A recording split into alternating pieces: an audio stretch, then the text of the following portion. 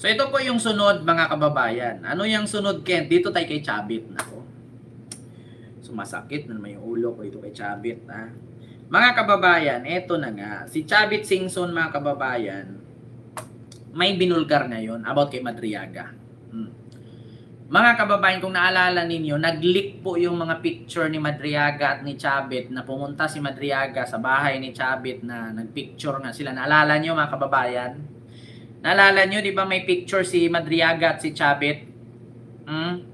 Napanood nyo ba yun? Nakita nyo ba yun mga kababayan? Yung picture ni Madriaga at ni Chabit na kumalat. Actually, post yata ni Peebles yun eh. 'Di ba mga kababayan? Sa post ni Peebles yun na napanood ko yata yun. No? So, ngayon mga kababayan, si Chabit po ay nasa interview ng Bilyonaryo News Channel. Sabi niya, si Madriaga daw ay scammer.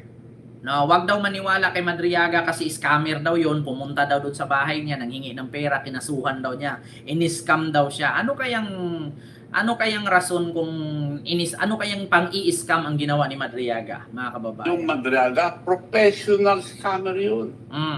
May kaso, ang daming kaso. Ako mismo, nag-file na sa court, ini-scam ako, pinuntahan ako sa bahay, nagipagkaibigan, tapos humingi sila ng pera dahil may video sila si President Noynoy na nagde-deliver to mga PSG to. Puro bang magnanakaw ang kasama. Eto ha, mga kababayan, gusto kong reaksyonan. Sabi ni Chabit dito, inutusan daw si Madriaga ni Pinoy, President Pinoy. Pumunta daw sa bahay niya, nanghingi daw ng pera itong si Madriaga. Kinasuhan daw niya kasi in-scam daw siya. Ano pong scam at saan po yung kaso? Ang tatanong lang ha, kailan nyo po i-file at ano pong kaso? Anong klaseng scam? Ulitin ko ha, mga kababayan. Yung Madriaga, professional scammer yun. May kaso, ang daming kaso.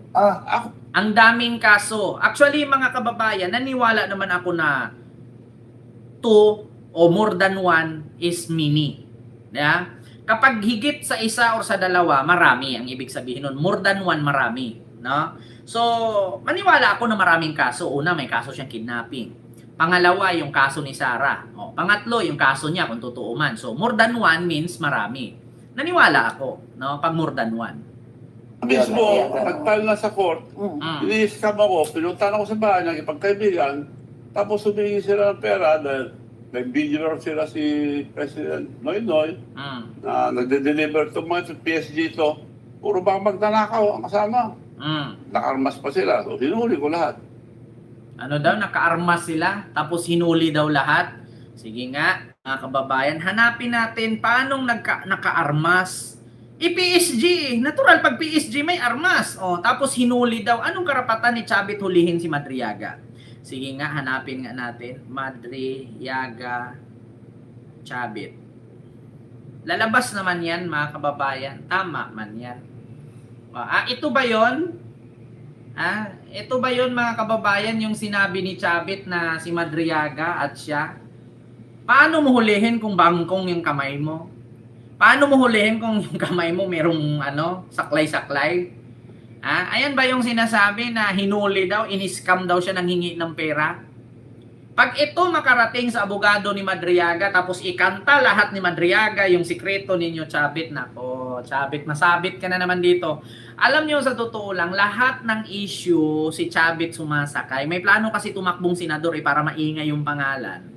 Pero, Chabit, bago ka dapat makisawsaw, isipin mong mabuti, bakit nga ba si Madriaga nandyan? Bakit nga ba si Madriaga kasabay mong kumain?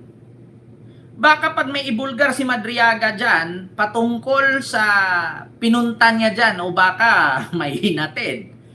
Baka may hinatid din ito.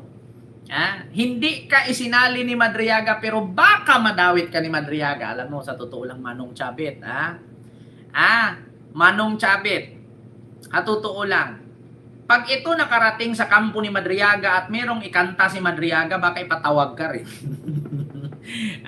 Isipin mong mabuti, wag kasi sumausaw, di ba? Hindi ka nga dinamay ni Madriaga kahit may picture si Madriaga eh. Sa likod ng picture na ito, hindi natin alam ang kwento. Sa ngayon, napakinggan natin yung side ni Chavit, scammer daw si Madriaga, professional scammer.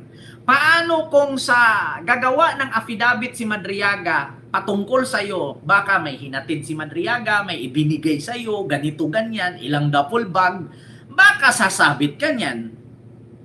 Sa ngayon, side mo, mapakinggan namin, okay. Paano kung maglabas ng statement si Madriaga sa side naman niya? Mga kababayan.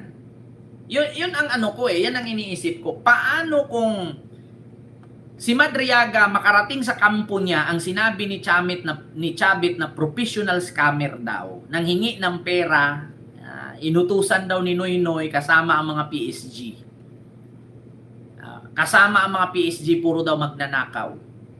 So, ibig sabihin yung PSG ni Noynoy, mga magnanakaw yon.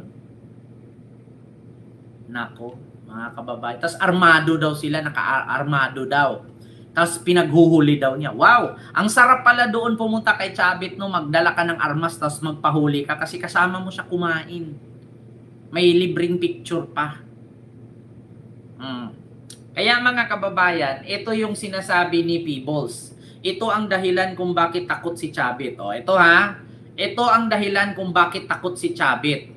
Nako, mga kababayan, antabayanan natin Baka may alam si Peebles at ilabas ni Peebles yung baho mo dyan. Hindi namin alam sa likod ng picture na ito kung ano yung kwento. Ngayon, ang narinig namin yung side mo, pues maniwala kami. Sabihin man natin na sabi mo professional scammer si Madriaga. Paano kung yung side naman ni Madriaga ang magsalita? At mapatunayan, patay ka diha. Nako mga kababayan, antabayanan natin yan mga kababayan. Malalaman naman natin yan Malalaman natin yan mga kababayan kung ano ang kwento sa likod ng picture ni Chavit at ni Madriaga. Kung bakit nakakaption dito, ito ang dahilan kung bakit takot si Chavit Singson.